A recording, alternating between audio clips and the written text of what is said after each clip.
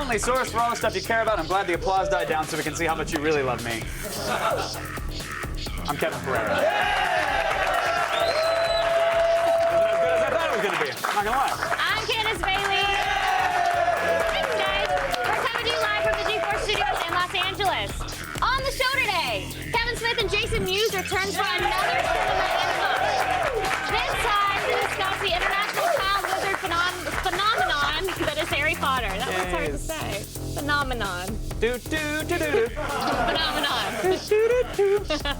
Then Grace Helbig heads to the Hasbro headquarters to do some takeoffs on the company's Comic-Con exclusives, including a Sentinel and Star Wars Revenge of the Jedi toys. And Chris Gore returns for another DV Doomsday. This week, he'll unwrap the new discs for Limitless, Take Me Home Tonight, and Doctor Who Season 6. Then we'll hear from friends of Ryan Dunn as we take a look back and remember the Proving Ground and Jackass star. But right now, we're gonna watch some people have fun and act stupid. That's what we do here. Let's go around the net. Okay.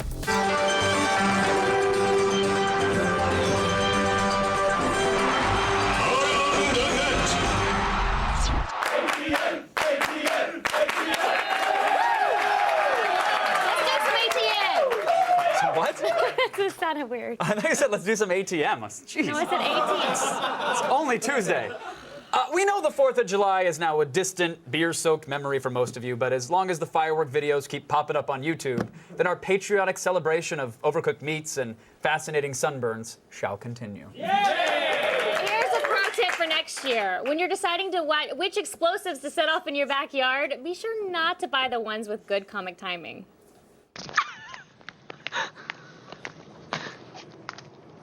That was it. Oh my God. Morning in Fallujah. Those are future patriots. Do not confuse fireworks with mortars. Yes. Unless you're trying to invade or occupy your neighbor's backyard, in which case, fire away. Yes. Just shell them. Let them have it. There's one thing MMA fans hate. It's illegal nut shots. Yeah. Like, I should Okay. just No, we're good. We're good. We are. You don't Muay Thai knee my junk. We're good. We got it. They're below the belt hits, is what she's saying, and they usually bring a fight to a screeching halt, and they result in a 5-minute delay while the bruised testicles get time to breathe and recover and think about the filthy places they've been. Whatever they do.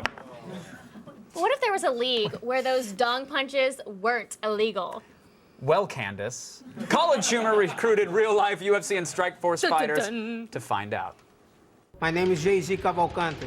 I'm a mixed martial artist. When I was fighting the cage, all I could think was how much I want to cut this and kick my opponent right in the stupid balls. That's how I joined the ABB, the all-ball draw. In the ABB, I feel free. I get to experiment with all kinds of cutting-edge techniques. I am physically and mentally prepared for anything he can throw at my balls. I'm gonna hit him in the balls Over and over again? as hard as I can. I like the windmill punch. That was pretty good. Can I try that to you? No. Are you no, sure? not It might be unless it's in a fun. sanctioned ring. Here's the Okay, thing. let's do it. I am excited that there's finally a mixed martial arts league where I stand a chance of winning. They don't call me Iron Dong Pereira for nothing, all right? Pretty big deal. I thought that's because you had a terrible accident at a smelting plant. It's called making lemonade, Candace. I do the best that I can. Fun fact, let's move it on. Kittens have an innate musical sense. If you need proof, we have it. We honestly can't tell the difference between this video and actual dubstep.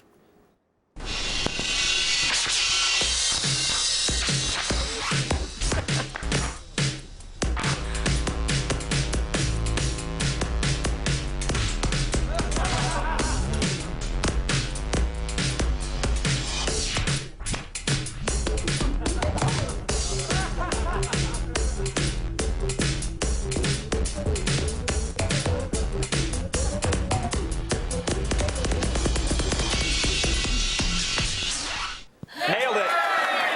Nailed it. I want to go see those cats perform. You got to be careful. I actually saw them headline at Avalon, which Yeah? was great until some jerk ruined the set with a laser pointer. Oh. Really not. You can't do any lighting tricks when the cats are around.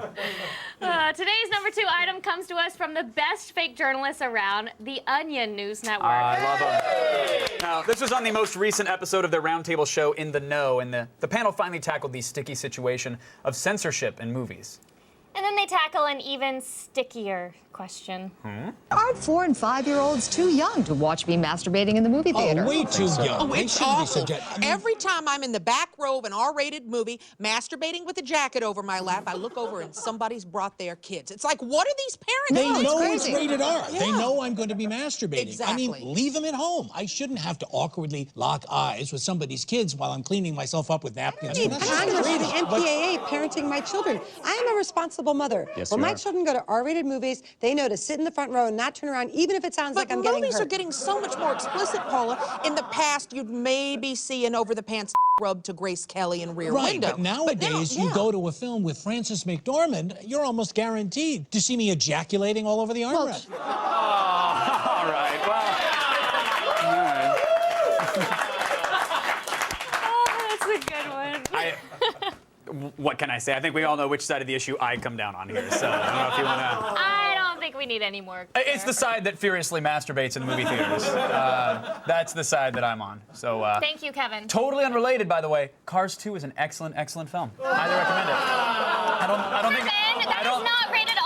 I don't think it would be appropriate on Blu-ray, but I think in the theater it's a real communal experience. You're never too young to watch a pro. Okay. I'm just saying. Oh, God. You want to learn your golf stroke, you watch Tiger Woods. You want to learn your other stroke, you watch a Pereira. I'm gross. Still ahead, extremely realistic wrestling action. I think we should discuss this more. I think we're not. I have like 3 more sentences to say about it. Get ready for some fake hurt after this. That's Okay, get ready for your sentence to that. say. So here's the thing. What I'd like to do is buy 2 seats. That gives me...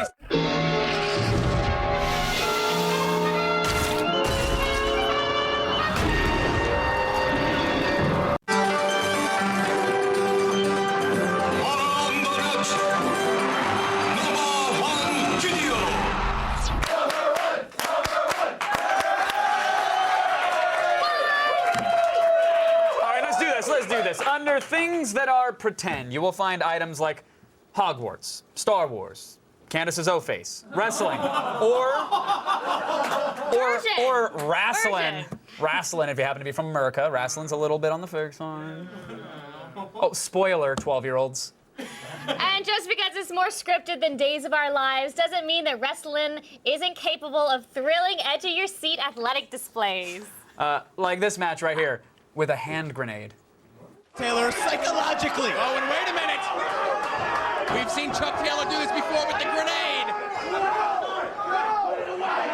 A grenade? And he pulls the pin out of the grenade, launching the grenade down. It's on the Met Soldier at now. His comrades pushed out of the way. Soldier covers the That's incredible! Okay. That is not how you arm a grenade. No, it's not. I actually, I jumped on a grenade once. I think her name was Kate. I don't really. It was my buddy Lewis. It was his birthday. He was trying to get with her hotter friend. We kind of knew it was a package deal, so had to jump on Kate. Or else Lewis wasn't jumping on anything. So yeah, it didn't look anything like that. Oh, Kevin. There was a room full of awkward dudes cheering me on though, which was cool. You really know the meaning of service and sacrifice, You don't have don't to, you? Candace. You don't have to tell a hero he's a hero. He knows. All right. I wake up feeling it every morning. You're welcome. I miss you, Kate. To get your daily viral fix and to check out all the viral videos, I don't know her name, it didn't matter. Go to g4tv.com/. So beautiful. And now it's time for a little Harry Potter real talk. Yes, here's Kevin Smith and Jason Mewes with the Cinema Enema.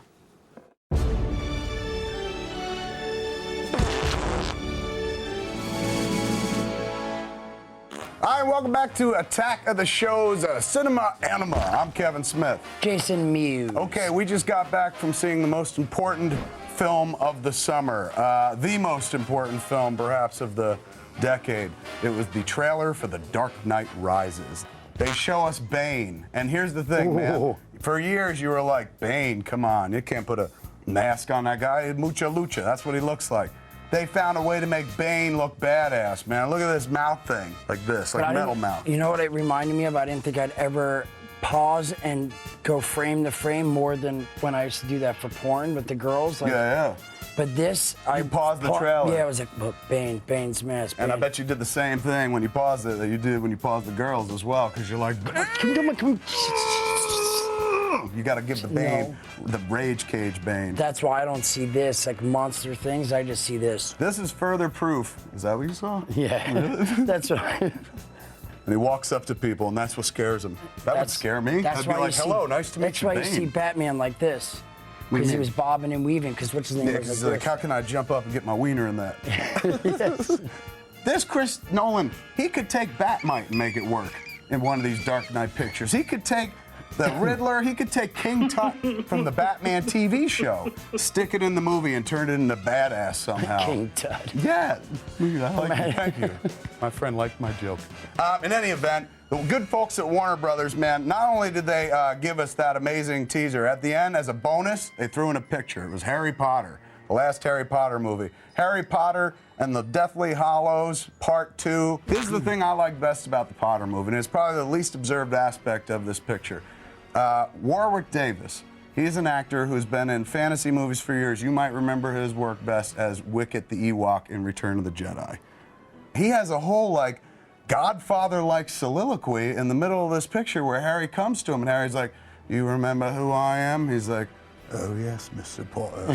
Like, he gets a moment. They let him get there, hold court with Harry and, like, bust a monologue and whatnot. That made me roll a tear. I know a lot of people went to the movie, cried about Snape. That's touching. But I'm like, finally, somebody gives Wicket the Ewok the credit he deserves, the scene he deserves. The first time this dude's had some epic screen time since Return of the Jedi. Spoilers. They kill his little ass afterwards. But still, for that moment, it was really, really cool. That I enjoyed so much. It was nice seeing some closure. Everybody played a role, except Hagrid. He was just caught up at one point. That's the dude I identify with most. When I see Potter, I don't identify with the thin kids. I'm like, look at the fat man with the beard. And in this movie, he's in chains and shackles, and I'm just like, that's what they do to the fat man. You know what he's doing? He's like, I'm rich. Yeah, I'm rich. Thank God I got all this money. No, they probably wouldn't let him on a plane or something like that. Only one seat. Oh, sons of bitches. I feel this pain. My favorite moment of the whole movie, aside from watching Warwick Davis get his due, was seeing the dragon get let loose out of Gringotts. Because he's been like, realized. yeah! I was like, he wanted fresh air. He's a friendly dragon. They fried everybody. I was like, I spoke too soon. But I thought it was winning. The whole movie was absolutely winning. Closed the book well. I look forward to the Potter sequels, man, where you get to see the kids all grown up and wondering whatever happened to all that adventure that used to be in their lives and why they don't have more sex. That's what happens when you grow up, kids. It's magical in your youth, and you grow up, you're like, we only do it like once a month. Whatever happened? How do you rate this picture, son? 9 3/4 talking hats. What, sorting hats? Sorting hats. Right on, good call. Right on. That many talking hats? That's your scale. Yes. Magical. There it is, man. Go see The Dark Knight Rises movie. They call it a teaser. I call it a movie. Best film you'll see all summer. Afterwards, stick around to watch the short subject film that follows, Harry Potter and the Deathly Hallows Part 2. That's all for us. And now you know just how magical an enema can be. I'm Kevin Smith. Jason Mewes. For more of us, go visit smodcast.com. Listen to us every day. We do a morning show. Jay and Silent Bob, good jobs. We'll see you there. Thank you guys, as always. Now still ahead, the Lulz boat. The Lulz boat has set sail again, and this time it's packed full of news. And other things. So there's other details in the feed. You see why I messed it up now. I mean, come on, like that's, come on. And later, we'll play with Hasbro's newest toy, including some heavy-duty Nerf artillery and some Star Wars Revenge of the Jedi Comic-Con exclusives. Stick around. I don't know what you said. I was thinking about Sarah. 3, 2,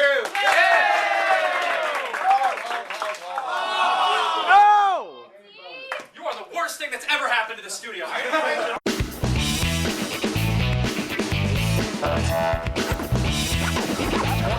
before you go out spending moolah on this week's crop of new DVDs, get your recommendations from Farmer Gore's Almanac. It's time for DVD Day.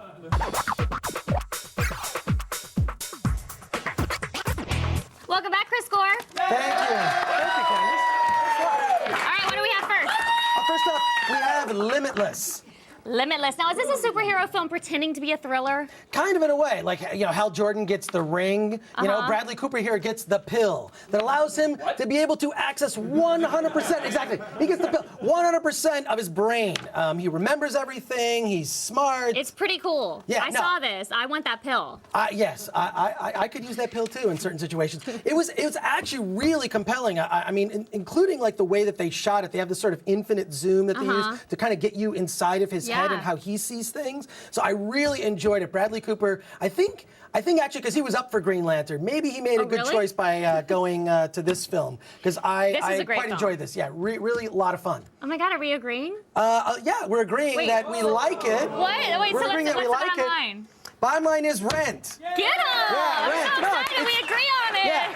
No, it's solid. A lot of fun. It's really good. Yeah. All right, what else do we have to check out? Doctor Who, Series 6, Part 1. So keep up with me, folks. It's sort of half of this new season. Now, Doctor Who has been around for almost 50 years, but it seems like it's even more popular than ever. Yeah, I mean, what can I say about Doctor Who that Chris Hardwick hasn't already said 900 times on his podcast? We get it, Chris. You like Doctor Who, and so do a lot of us. I've liked him since the Eccleston years. And Tom Baker with bootleg videos back in the day. But anyways, Doctor Who's awesome. This new season, really great. The new Dr. Matt Smith, although I gotta say, still like David Tennant. You have no idea what I'm talking about. Totally. Totally no. But you like Doctor Who. I do, but you're freaking me out a little bit. I have to say it. I'm a little too enthusiastic today. You're real enthusiastic. Yeah, I'll dial it back. So what's the bottom line? Bottom line is rent on this because it's only the first half. It's really limited with extras. Very limited with the extras. All right, we've got time for a quick pick. Oh, we do? Well, that's awesome.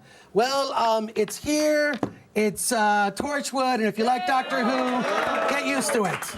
All right. You'll dig it. Yes, it's yeah, you will quite enjoy it. It's the UK version, the complete series. Groovy. Cool. Thanks, Chris. Thanks. For more Gore, follow him on Twitter at @ChrisGore. Now, let's go back over to Kevin. Geez, thanks, guys. You know, it's tough being Grace Helbig. Her work duties include visiting Hasbro headquarters to play with their toys. And what? You know, it's sexy. Toys. You know, it's even sexier than toys. Exclusive toys. And that's what I'm checking out today. Comic-Con's most exclusive toys here at Hasbro in Rhode Island. Hold me better. Now, these are exclusives specifically for Comic-Con. So explain to me a little bit about how that works. Okay, all of it is available for the first time only for the Comic-Con fan at Comic-Con. So they must go crazy for these. Yeah, you should see the lines outside of our booth.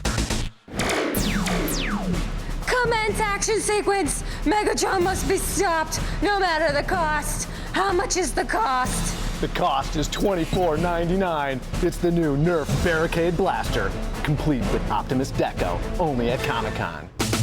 This is the Dark of the Moon Ultimate Optimus Prime. This is a cool foil package, and over here, actually, Kablam. Grace, you can see it in all of his glory. Very first time in the theatrical history, Optimus Prime is actually appearing with his trailer. It can also convert into a mech tech suit when Optimus is ready to roll out and take down some Decepticons. He's ready to roll. Nice. And this is the Ultimate Optimus Prime figure that is available at Comic-Con for $79.99. It's like looking into a mirror. Now tell us about this strapping gentleman. This is a follow-up to last year's Comic-Con figure Galactus. Okay. This guy, Sentinel, is the bane of mutant kind. He's 16 inches tall. Size matters. The other thing is the artwork on this blister card and on this package, right? Designed by Joe Quesada, who's Marvel's chief creative officer. Awesome. Right, so for $59.99, you get one of the world's coolest, biggest, baddest action figures on a blister card. He's ejecting his power core. Whoa, I hardly know you. Stop looking at me. You're freaking me out. I feel like this pony's eating my soul with its eyes.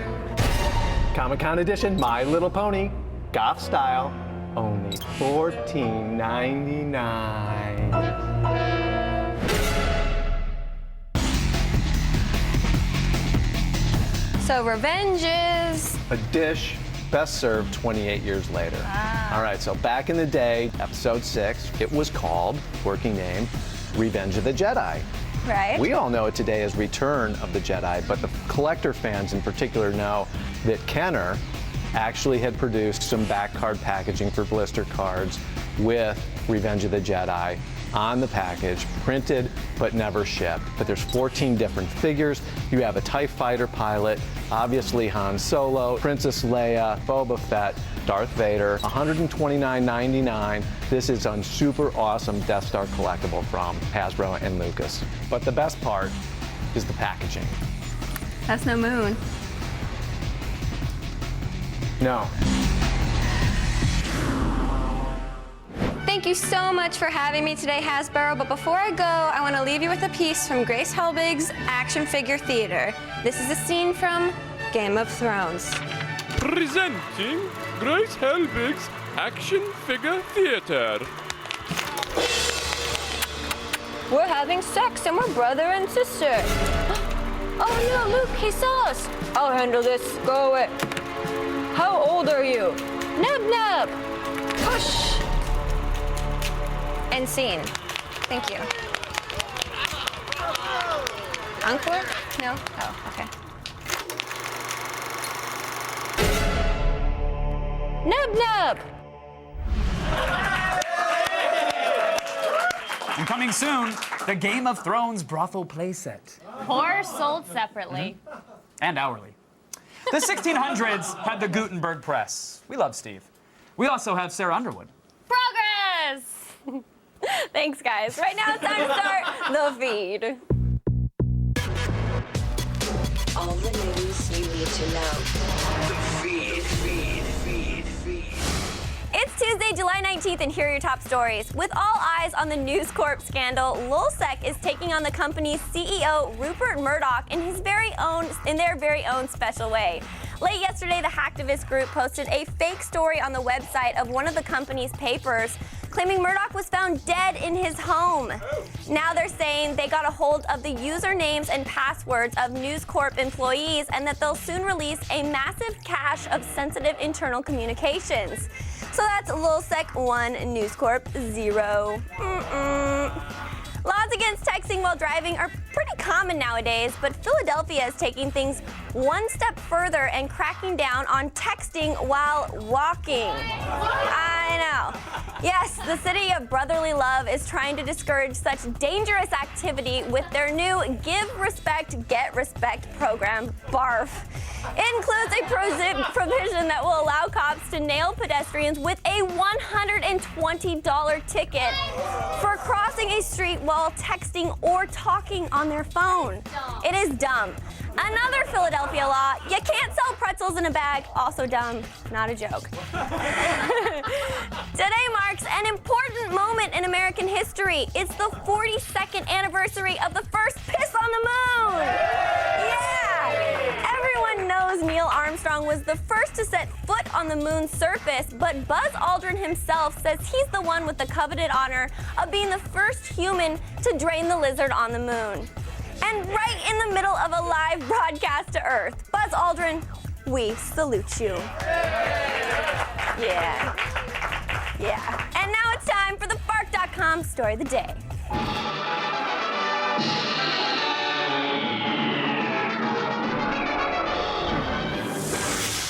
Now, Rome is known for its museums and ancient ruins, but little did you know that the capital of Italy also has a somewhat erotic statue of Batman and Superman.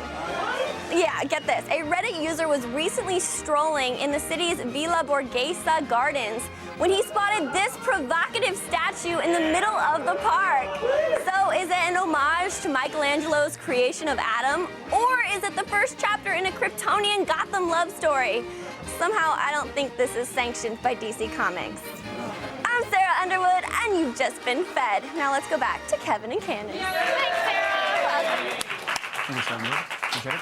I think it's about time we check in with the old Twitter wall, shall we? People are tweeting throughout our show. I don't know if you know this. Our show's interactive. We're hip. No. We're with it. We understand you, tweens. Do you want to read something?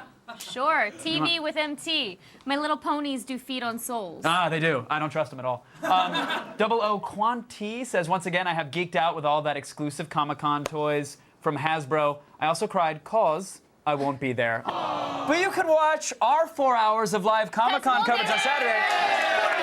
It's gonna be like you're there, except not at all. Okay, Bleeding Angel. A goth My Little Pony that's pretty sick. I think I want one. Yeah, I think we're all in agreement that we want goth Great. My Little Ponies. Awesome. Yeah. Ponies that cut. I'm a fan. They bleed.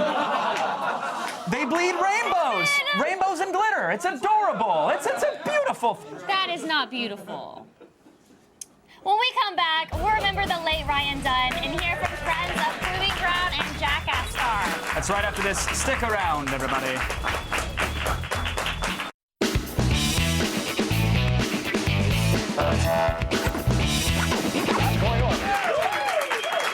As you know, the world was shocked and saddened when the host of G-Force Proving Ground, Ryan Dunn, was killed along with Zachary Hartwell in rural Pennsylvania. Yeah, and I want to say one thing real quick. Listen, it's never a good idea to drink and drive, and Ryan's decision to get behind the wheel that night caused him and his best friend to pay the ultimate price. And he made a horrible decision, and we should learn from it. But that one decision doesn't mean that we should forget the laughter that he brought to all of us throughout many, many years. I'm here with TV's Ryan Dunn. Daredevil, prankster, funny man. As one of the founding cast members of Jackass and G-Force Proving Ground, Ryan Dunn was admired by fans the world over. And although his life was cut entirely too short, he's left behind a legacy of laughter and stunts that will last us a lifetime.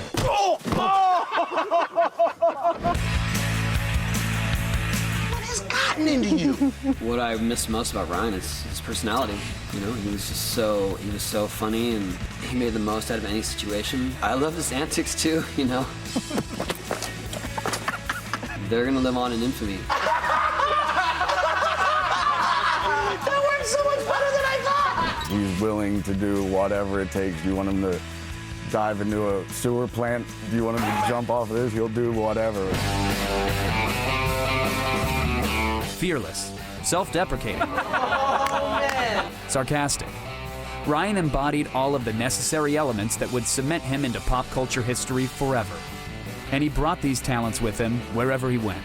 Welcome to G-Force Proving Ground! He just had an awesome perspective on the world and on life, and he wasn't out for himself. He wasn't in it for the money. He just really enjoyed the humor of it all. I mean, that's how I'm always going to remember him. Make people laugh.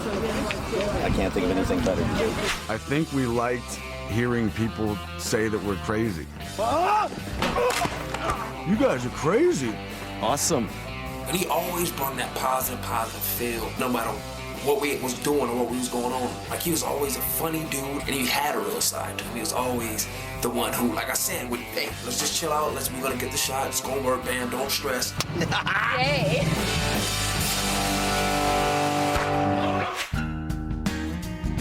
He was definitely brave. Like, no fear, pretty much, even with driving in a car. I think he would want to be known as someone that was, you know, not only talented, but did some pretty incredible things and was a part of a groundbreaking group of brothers that are a part of our culture forever. He may be gone, but he's definitely not forgotten. I think it pretty much hit everybody really hard. All in all, there's not a day that goes by where I don't think about it. It's so hard to talk about him in the past. It's like I'm still in denial, I think. I miss him as a person. I miss the fact that I could reach out to him and hit him up and talk to him about certain things. I miss, you know, him just not being here. He's definitely always gonna live on, man. More than anything, I think he'd be humbled by the fact that there is such a show of love for him on so many levels, and how many people did appreciate who he was and loved who he was. I think he would be blown away by it. All right, joining me now from the Jackass team, Wee Man, Preston Lacey, and Dave England, everybody.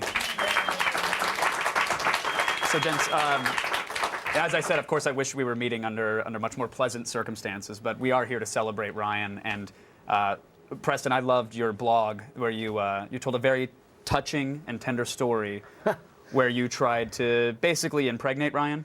Well, we were in Norway, and I woke up on a couch like this, and Ryan was in front of me with his pants and underwear down, spreading his butt apart, talking kind of like the old Jim Carrey bit, except he didn't have any pants or underwear on. And I looked down, and there happened to be on that snack table a tube of mayonnaise. So I was like, this is an opportunity and a half. So I grabbed it, and I jammed it up Ryan's butt and squeezed, and we both laughed and laughed and laughed, and then we started talking about exactly what went down. And Ryan said that was totally cool. We both came to, and it sounded great. He said that his justification was that we were in Scandinavia, and that sort of thing happens all the time over there. If they're going to put mayonnaise in a tube, that's where it should go. That's where it ends up. But I love that is the reaction, no matter how silly the situation, no matter how crazy it was, like the result was laughter. Oh, yeah. No, Ryan's one of the funniest people I've ever known. Dave, did you ever put anything awkward on Ryan, or? No, he'd punch me too hard if I did that. I always thought of Ryan, every time I saw him, I thought it was just a young version of Santa Claus. He had the rosy cheeks and the big beard, and I used to talk to him about maybe one day we would film just follow him around and have him do the stuff he normally does, just playing pool and hanging out.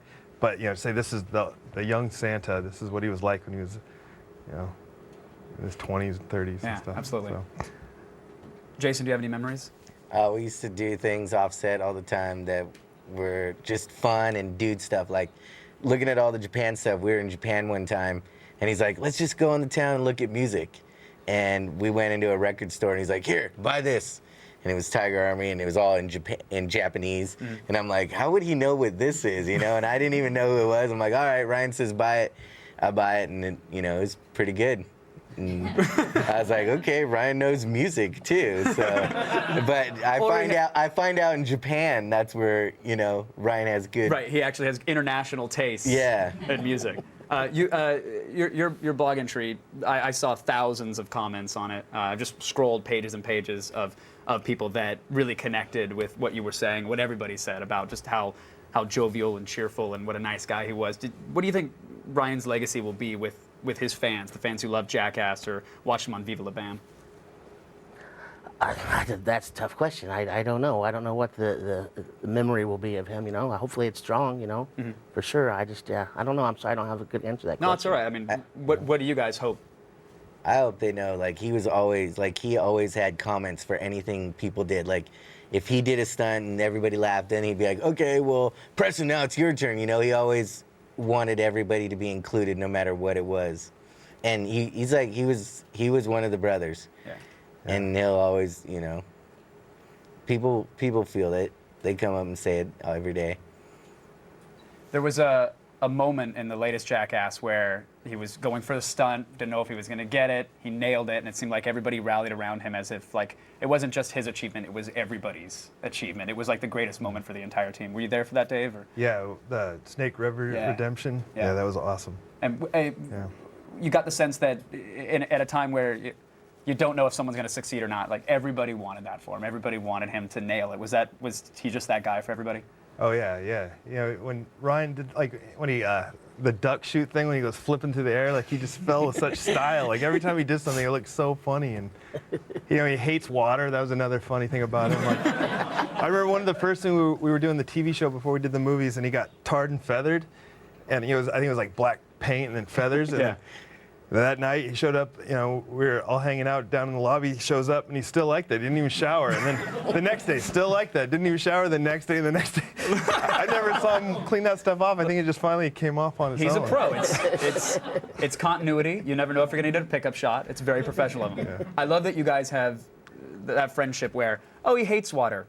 We're going to toss him in the lake. That's exactly where Ryan needs to go.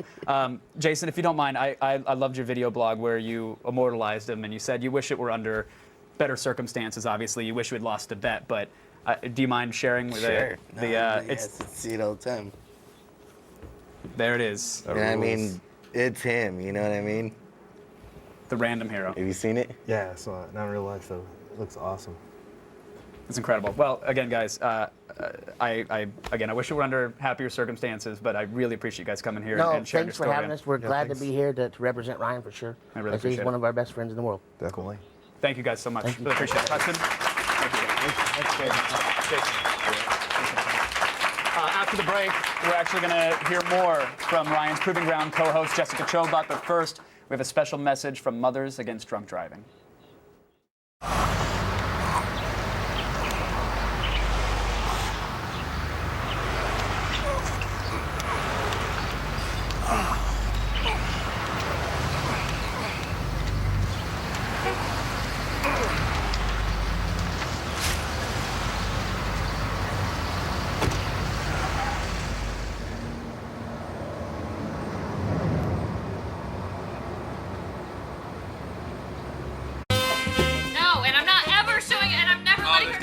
Facebook. Wait. She has blonde hair, blue eyes. We don't look a lot alike. So far, everything you've said has made my penis. Coming up tomorrow on an all-new Attack of the Show. Actor John Boyega from Attack the Block drops by the studio with the lowdown on freaky alien sex.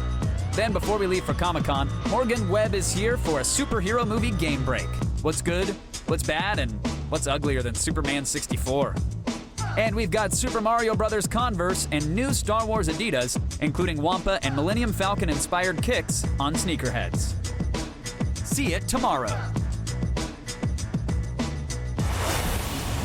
Whenever people put in long hours together, they become like families. Here's a look at Ryan Dunn's time with his friends and his family from Proving Ground.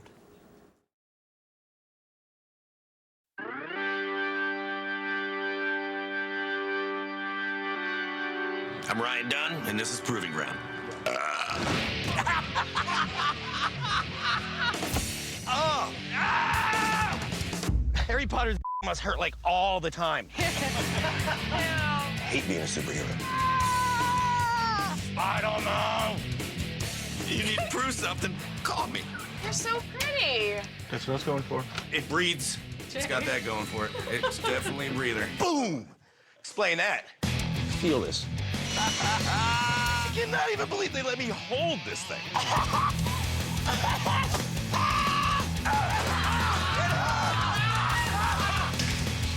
Is this good for the scene? You're hurting him. I'm not hurting him, I'm helping him. Oh! You're okay, you're okay. Thank you.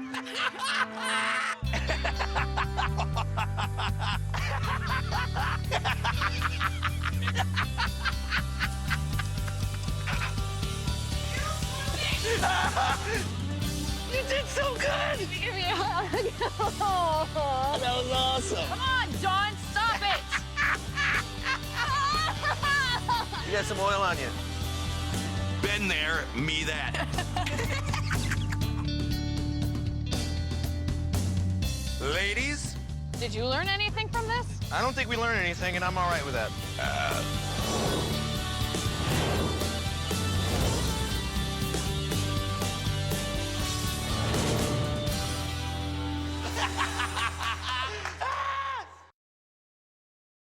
All right, with us now, Ryan Dunn's Proving Ground co-host and partner in zombie fighting and booby trapping. Ladies and gentlemen, Jessica Chobot is here. Hey, Jess. Hey. Of course, of course. When I first met Ryan, it was actually at E3 with you, and he was wearing the giant mushroom helmet from Mario, and didn't seem. He could have been wearing a baseball cap. Like it was a no-brainer to him. He was like, "Hey, what's up? Yeah, Dude, my giant mushroom hat." Nothing ever fazed him, which was really surprising to me. I mean, when I first, met Ryan, I actually, even before that, when I heard that he was going to be the co-host of the show, I'm like, oh God, what did I get myself into? Like with the Jackass guys, and he's like, just a little nervous. And then when I met him, and when we actually started shooting Proving Ground, he was always super supportive. A lot of this stuff, I mean, these trials and tribulations we go through on the show are legit. Yeah. And we actually had to go through them. And anytime I felt nervous or scared or anything, he'd pull me aside, separately from the crew, and say, if you need me to say anything, just let me know. Or if you're scared, I'll do it. And then, a couple times I'd speak up, and he's like, no, you got to do it. So I'd be like, no, okay, what I said. Protect me. He's like, no, this one, you've got this. But he was right. I did have it. And he sat there, and he knew what, he just had an eye on me, and I really appreciate it. What was it about him that made you two click? I thought I had this under control. I'm sorry. No need to apologize. What made us click is that we both don't like to shower. And it's true.